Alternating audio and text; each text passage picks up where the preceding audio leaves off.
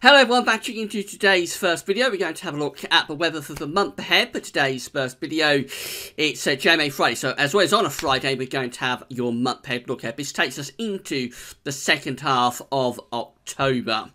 So coming up this afternoon will be a video looking at weather for next week to 10 days. Very unsettled conditions at the moment. Could be an unsettled weekend as well. Then signs of high pressure coming back next week, but probably quite cool next week too. So have more about that this afternoon. But we're going to be looking at the broad sort of JMA and CFS V2 anomalies for the next 30 days, and we're going to begin by having a look at the JMA, and then we'll have a look at the corresponding CFS V2.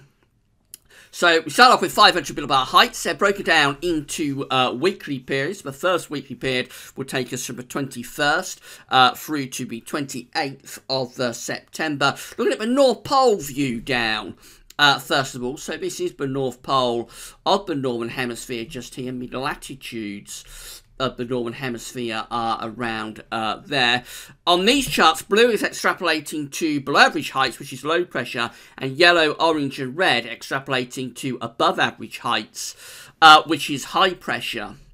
So we can see that in the week ahead, we've got these areas of below average heights to our north. So we've got low pressure to the north of the country. And then we've got a ridge of high pressure down to the south, over and to the south of the UK, really.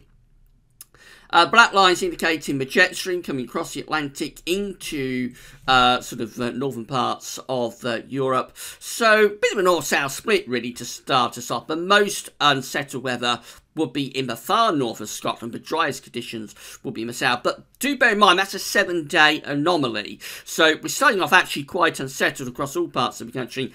And over the weekend, the wettest weather will probably be across England and Wales. But then next week, the high pressure will sort of regather itself. So stretched out over 7 days, we do come away with the driest weather in the south and the wettest in the north, or the most unsettled weather in the north and the most settled weather down in the south, if you see what I mean. So overall, looks like high pressure is building to the south with low pressure to the north. Then we go through to week 2, takes us from the 28th of September to the 5th of October, and signs of a change. We've got below average heights then over and to the north and east of the country, with above average heights in the middle of the Atlantic. The flow and the jet will be doing something like that. So we're placed on the cool side of the jet there, and it does look a little bit unsettled as we're going into the start of October as well. You'll be bringing the winds down from quite a northerly sort of direction, so a very chilly start to October is possible here, with the most unsettled conditions likely to be in the north and the east, and the driest conditions out in the west. So I think the main thing with that would be really quite a cool or even cold start to October. And then we're through to weeks 3 and 4, which takes us from the 5th through to the 19th of October. And this one has above average heights out to the west, southwest of the country, below average heights up to the north. The flow and the jets coming through rather like that. So it looks like it's still remaining quite changeable, I would have thought there. And not particularly warm either. We're still bringing the air in from a northerly source of the Atlantic, so probably quite cool. Driest weather in the west-southwest. Most unsettled weather continues to be in the north. Temperatures probably a bit on the cool side, if anything. This is how the mid-latitude and tropical view is looking with temperature and precipitation anomalies. So the British Isles in the top right hand corner of the chart as you're looking at it with this one. We can't see the North Pole, but of course we have just looked at the North Pole view down. The North Pole is up there, of course. So reminder of the week 1 500 millibar height anomaly, which is the 21st to the 28th of September, with the above average heights to the south and the below average heights up to the north, and we'll be bringing flow and the jet stream through rather like that. So the temperature anomaly in the week ahead is coming out cooler than average, below average temperature anomalies for the coming week.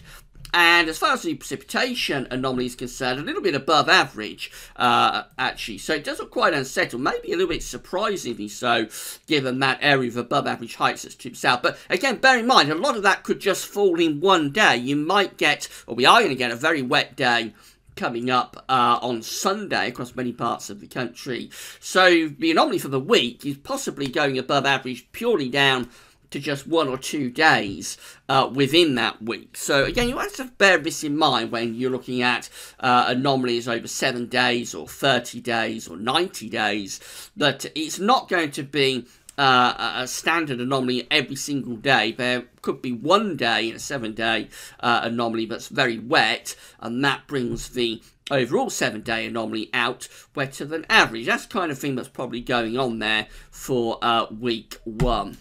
We get through to week 2, which is the 28th of September to the 5th of October. And we have the above average heights again in the middle of the Atlantic, actually pulling further away from us, with below average heights over to the east. It looks like we're bringing very cool air, maybe even cold air down from a northerly direction. Temperature anomalies do look very chilly here for the start of October, coming out colder than average. I suspect we might even be seeing widespread air frost through the opening days of October if that comes off. And then we go through to the precipitation anomaly. It looks a little bit drier than average out to the west of the UK, but a bit wetter than average over much of the UK, and particularly to the east as well. So rather cool, perhaps even cold and unsettled to the start of October. And then we go through to weeks 3 and 4, the 5th through to the 19th of October, looking like that, with, again, above average heights out to our west, below average heights up to the north, but also to the northeast. Well, looks like we've still got an influence from the jet stream coming through rather like that. Now, temperature anomalies are recovering a little bit through this week, so we are losing those clear-cut cold and average temperature anomalies, and we're going back closer to average. So the wind must be backing more into a westerly, I would have thought, as opposed to sort of northwesterly or even northerly, such as we're seeing for weeks 1 and weeks 2. So possibly signs that it gets a little bit milder through into the middle of October. Precipitation-wise, it still looks rather unsettled, to be honest. Perhaps not quite as unsettled as earlier in the period, but nevertheless, still a little bit on the unsettled side there as we're going into the 5th through to the 19th of October. So overall, quite a chilly start to October, definitely, and rather unsettled from the JMA. Let's have a look at the CFS V2, see how that compares. So again, these are 500 millibar heights. They're broken down into weekly periods. The first week period takes us from the 21st to the 27th of September, with above average heights to our south and below average heights up to the north. It looks very similar to what the JMA is showing in this point. The flow and the jet stream is going to be doing something like that. We go through to week 2, which is the 28th of September to the 4th of October. The ridge is pulling out into the middle of the Atlantic with below average heights to the north and to the northeast. The flow and the jet is going in that sort of direction, coming from a northwesterly type direction, and so it's blocking off the Atlantic, so it's probably not overly unsettled, but it would be quite cool with the air coming down from the northern Atlantic.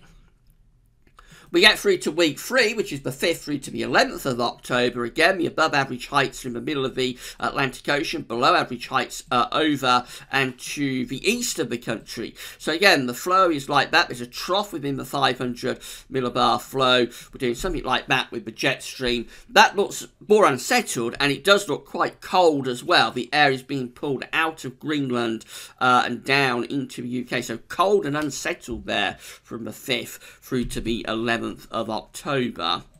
And then finally we finish up at week 4, which is the 12th through to the 18th of October, with the above average heights just slipping a little bit further south into the middle of the Atlantic, below average heights around Greenland, and the flow is probably going more westerly there. Bit of a recovery in the temperature beginning to take place as we lose sort of the northerly to northwesterlies and we turn the wind back into the west. Reasonable amount of dry weather as well, with high pressure centred just to the west of Ireland. Let's have a look at the temperature anomaly. So look at this, week 1 temperature anomalies from the 21st, 27th of October. Big changes on what we've had in recent weeks and months, coming out substantially cooler or even colder than average in the week ahead. It's going to be a very chilly end to September. If that comes off. Week 2 temperature anomalies from the 28th of September to the 4th of October are also coming out cooler than average or colder than average in the UK, and that continues into week 3 as well. This is a huge shift on what we've had over the past several weeks and months. Again, the 5th and 11th of October, temperature anomalies are significantly below average, not just for the UK, but for many parts of Europe. Much of North America is going quite cold as well into early October. And then week 4 just sees signs of a little bit of a warm-up starting to take place. This is the 12th to the 18th of October. Those anomalies are recovering back closer to average as opposed to being substantially below average. So a little bit of a recovery in temperature taking place there into the middle of October. Precipitation-wise, the coming week is average to slightly wetter than average. So a really cool, cold, wet week coming up. And again, a lot of that is down to just one day, which is going to be over this weekend, which does look very wet across many parts of the country, Saturday night and into Sunday. But then we're through to week 2, and actually we're going drier than average. This is 28th of September to the 4th of October, coming out drier than average that week.